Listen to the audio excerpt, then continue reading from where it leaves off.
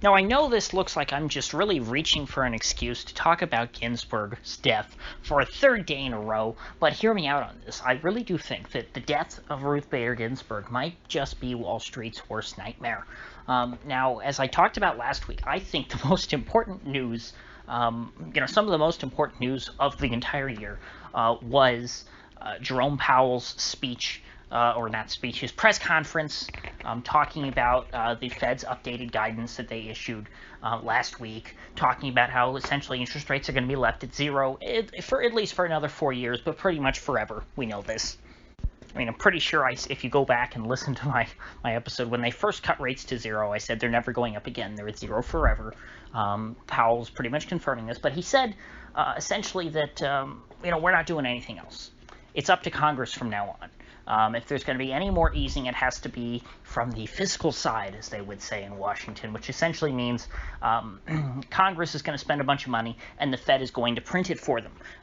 The Fed is saying, well, monetize whatever debt you have to do or whatever debt you issue, but Congress needs to be writing the checks. It can't just be the Fed. He's really trying to avoid going into the market and directly buying stocks. That is the only that's the only arrow left in Powell's quiver, to borrow an analogy from Nancy Pelosi. And so Powell's looking over Pelosi and says, you've got a lot of arrows in your quiver. Why don't you pull a couple of them out and fire them off? And this is all that that Wall Street is banking on these days, because after Powell said what he said, that there's going to be no more increases in easing from the Fed. Wall Street is counting now on Congress passing some kind of bailout or stimulus bill, which is essentially a bailout. I mean, if it was a plain old stimulus bill, it wouldn't help Wall Street. The only reason, and the thing is that the only reason why Wall Street, is doing as well as they are at all-time highs in the middle of a depression, when there are tens of millions of people unemployed, and so many, and such a drop-off in economic output, record-breaking declines in GDP and employment. The only reason why Wall Street has hung on and is thriving in this environment is because of the Fed's easing, and because the Fed has been increasing the amount of monetary heroin that they've been pumping into the financial system. And so without, just like a drug addict, without ever increasing doses of that monetary heroin, the Fed is not going to be able to get, the Wall Street is not going to be able to get the same high. And so the hope was that, in the interest of, of winning the election, both Democrats and Republicans would be incentivized to look like they did something to help the economy going into this election, because so many people are doing so badly right now that in order to win the election, both sides would want to look like they're trying to do something to help the economy, even though passing their quote-unquote stimulus bill, i.e. bailouts, don't do anything to help ordinary people. And in fact, if they actually did do something to help ordinary people, like, say, mail out significant sums of money to regular Americans, that would actually, destroy the dollar and ruin our economy. So kind of by definition, there's nothing Congress can do to help us. There's nothing Congress can do to help ordinary people. But, Wall Street doesn't know that, and Congress doesn't know that. So Wall Street is hoping that, that Trump and Pelosi will get together, and Schumer and McConnell will kiss and make up and have some big stimulus bill. Well, now with Ginsburg dead, the odds of that are absolutely zippo. I thought the odds of everyone coming together and singing Kumbaya before an election was unlikely to begin with, but now things are there's definitely no chance of that. I mean, Ginsburg has become the number one issue of this election. This filling this Supreme Court seat or not is the issue of the next month and a half. Actually, what am I saying? There's only 10 days left in the month of September, so and then the election's on November 3rd, so we have a month in what, like a week and a half? Oh, actually, what am I saying? 7 days minus 3, it's almost 2 weeks, so basically a month and a half. The Senate is going to be completely occupied or preoccupied with this whole matter of trying to replace Ginsburg before the election. especially with Democrats trying to slow the process. They're going to take every parliamentary procedure they can to try and drag this out past the election. And so meanwhile, the House is not going to be in a position to make any deals with McConnell while they are diametrically opposed to this whole Supreme Court issue. In fact, Pelosi, has not, as is all over the news these days, has not ruled out impeaching either Trump or Barr, and trying to use that to send an impeachment to the Senate to try and head McConnell off at the pass so that he's stuck doing an impeachment trial, which, that's what happens if somebody's impeached in the House. That is essentially like an indictment, and then the trial has to take place in the Senate, and the senators are like jurors in an impeachment trial, which we saw back during the Clinton administration. Then we had an impeachment trial, and Clinton was acquitted. But this is just another, very lengthy process that could stall out and take away all the time needed to confirm Trump's pick for the Supreme Court, who is almost certainly going to be Barbara Legault or Amy Coney Barrett. But what do you not hear in all this that I'm talking about that Congress is going to be doing over the next month and a half? You hear nothing about a Wall Street bailout, nothing to save the stock market. And that's exactly what the stock market needs. None of these people realize how weak the market is and how Powell has been doing everything for them to try and save their 401ks. All that the people in Congress know is that every time they open up TD Ameritrade, on their aging desktop in their office, they see that their assets are at all-time highs. Their stocks have never been higher. They look at all these green numbers across their screen on everything they own is going up, and so they think the economy is doing just fine. We don't need to worry about the economy. And Powell is sick and tired of it because he feels like all this pressure has been on his shoulders and that he has been the one propping everything up, which is true. The only reason why stocks go up are because Jay Powell wants them to go up. And so he's finally said enough. This is not quite a Paul Volcker moment because, Fed chairmen are so incredibly spineless and disgusting, that nobody will ever probably get to the point that Paul Volcker was at back in, 1981, I guess it was, when he said, no, we're putting an end to this. It's over. 20% interest rates. Because, of course, Powell's not raising interest rates, but all he's doing is saying, hey, I've got interest rates at zero. We've got billions and billions in QE. Trillions, in fact, if you add up over the last few months. Our balance sheet is at like $8 trillion. There's nothing more I'm willing to do at this point. And so what this means is that Wall Street is on their own until after the election, probably until January, when the either next president or Trump, either Biden or Trump is inaugurated. There's going to be no focus on bailing out Wall Street. And the time from now until January, if you think about 2018, where we went from September until December 24th, the Christmas Eve lows of 2018, there's a long way that the stock market can fall very quickly, especially considering that there is, there's nothing but air under there. There's no fundamental support. There's technical support, yes, but there's no fundamental support. The multiples on these big tech stocks, which are the companies that are propping up the indices, they're insane. We are definitely, actually we're well beyond, NASDAQ bubble 2000 levels of crazy. And remember, back then, we weren't reaching those crazy new highs in the middle of a recession or a depression. The economy was good then. The recession came after the popping of the NASDAQ bubble, which is, how things usually go. Usually stocks slip before we see the big drop off in the economy. But here we've been in a depression for months, and stocks are still going up. So who knows how fast stocks will actually go down when kind of we're already on the other side and we see that the economy has fallen off a cliff already. And that should tell you just how powerful all this Fed stimulus is. And again, don't think that the Fed has reduced what they're doing. The Fed is not doing anything less than they have been. But the implication for since 2018 is that every couple months, the Fed is throwing Wall Street a bone. They're giving them something more. They're buying them a new toy. Every couple of months, they get something. Every time that Wall Street throws a temper tantrum and stocks go down for a couple days, the Fed comes out and they jawbone prices back higher. They promise all these wonderful things to Wall Street, and now they're saying, no, enough. We've given you enough. A good, Jerome Powell parody account tweeted today that today is the day that Dave Portnoy became a long-term investor, which, that just sums it up right there.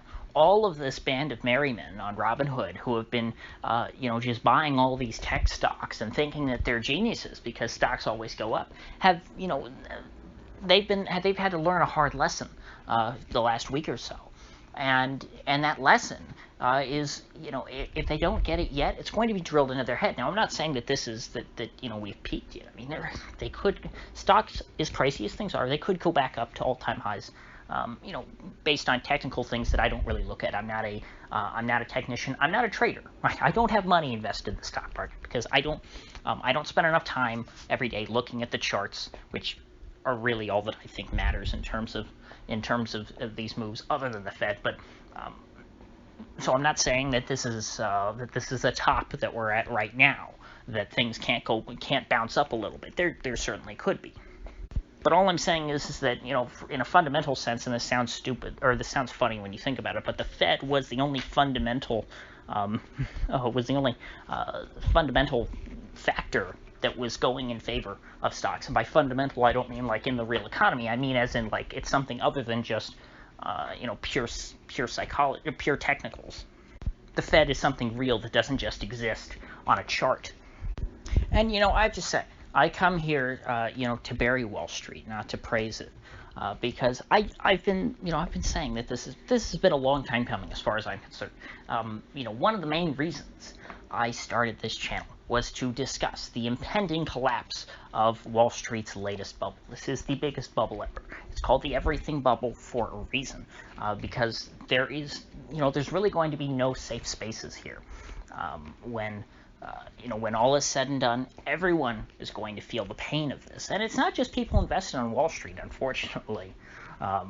This is going to impact everyone because, even those of us who don't own any assets, we may work at a restaurant that are patronized by people, who only eat out so much because they've made so much money in the stock market. That's the irony of all this, is that, it does trickle down in crumbs, but those crumbs that we get as a result of all of this money that is pumped in to the Wall Street casino,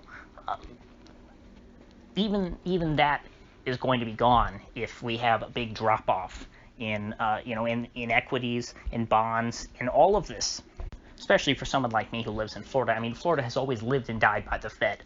Florida had no economy at all before the Federal Reserve was created. Literally, the only success and prosperity, if you can call it that we've ever had in Florida has been, during, Fed-induced bubbles.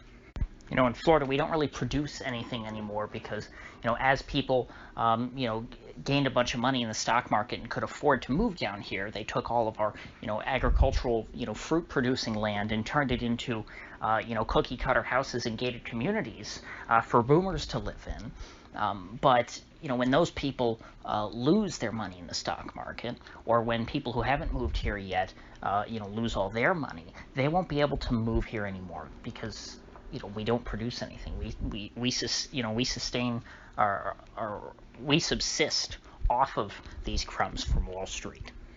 And of course, I can only speak for my own local economy. I'm sure that that the stock market, affects people in other parts of the country in different ways. And I don't necessarily know how that is. In fact, I'm sure there's lots of parts of the country, maybe that are export-oriented, that are, not so concerned with the stock market and actually will weather, a collapse of our financial bubble quite well. I just don't happen to live in one of those places, so I can't really speak to that. Now, I've said that pretty much before next January, when there is, the inauguration and the election and everything is behind us, that there's going to be no Wall Street bailouts. And so until then, Wall Street is on their own, which means Wall Street is going to be in decline. There is no, there's nothing natural in the free market that is going to prop up stock prices at these insane highs. So what does that mean afterwards? What are our chances look like after, either Trump is inaugurated for a second term or Biden is inaugurated for his first term? Well, if Biden wins, he likely is going to be, going to hold the House and might be able to even flip the Senate. But even if he doesn't, even if it's still a Republican Senate, Republican Senate led by Mitch McConnell likes to play the game of just getting things passed. So afterwards, if you have Biden inaugurated as president, under normal circumstances, let's say it's a clean win with no funny business, and people aren't, totally contesting everything, and there isn't some kind of civil conflict where states don't recognize Joe as the president, then you're going to get that Wall Street bailout pretty quick. And will it be soon enough to save everything? No, but it might stop the entire system from coming unglued, questionably. I mean, I don't even know if that's possible.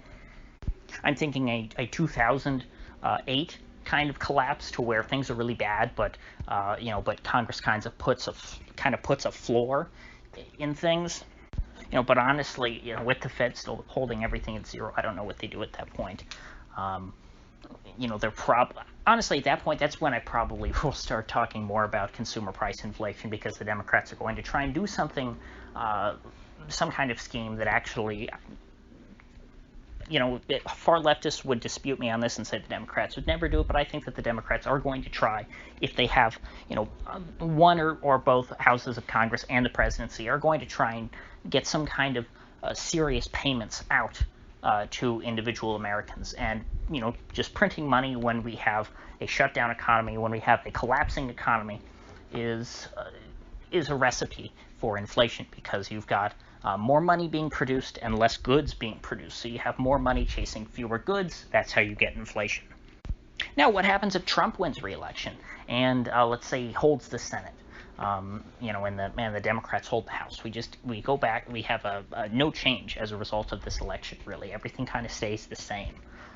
Then, after the fight of getting this Supreme Court justice through, there's going to be really no room for bipartisanship in the federal government in Washington.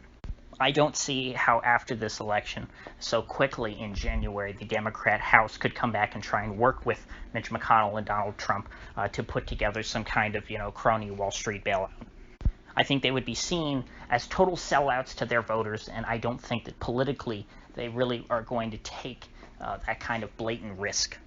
And so if Trump wins, I think that Wall Street is probably still screwed.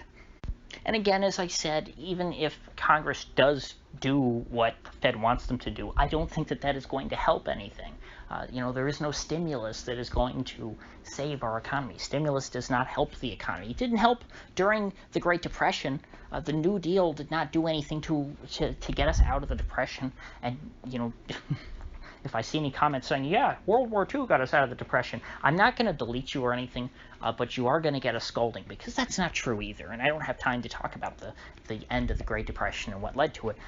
But the government just taxing people or printing money and moving money around, money moving around is not economic growth. The way you have a healthy economy, the way you grow the economy, is just by producing more things. It's that simple. That's what the economy is. The economy is just economics is the study of the allocation of scarce resources. And so if you want to better economize your resources, you have to stretch them to make them last further. You have to add value. You need to produce more value. And so spending money has nothing to do with that. Spending money does not produce value. If this bubble finally is allowed to start deflating, and I mean the asset market bubble, because of course the actual economy, the real economy bubble, has been deflating, but housing, bonds, stocks, these things have stayed high. If that starts to come unglued, I don't see how Washington is able to just slap a patch on there and make everything hunky dory and reinflate that balloon overnight. maybe if after Powell gave his press conference last week, if the next day or within a week, Pelosi and Trump came out and they had some kind of bipartisan unity thing saying we're going to save the stock market, then maybe you could forestall all this and keep optimism high. But once the mask drops, once people no longer see that the market is invincible, it's going to be very tough to essentially re-educate people into thinking that stocks can't go down. So, with that said, if you gained anything of value out of this video, I'd appreciate you clicking that like button and sharing this video. And if you haven't already, please do subscribe, because I do upload every day and I'd hate to have you miss one. So, I'll see you folks back here tomorrow.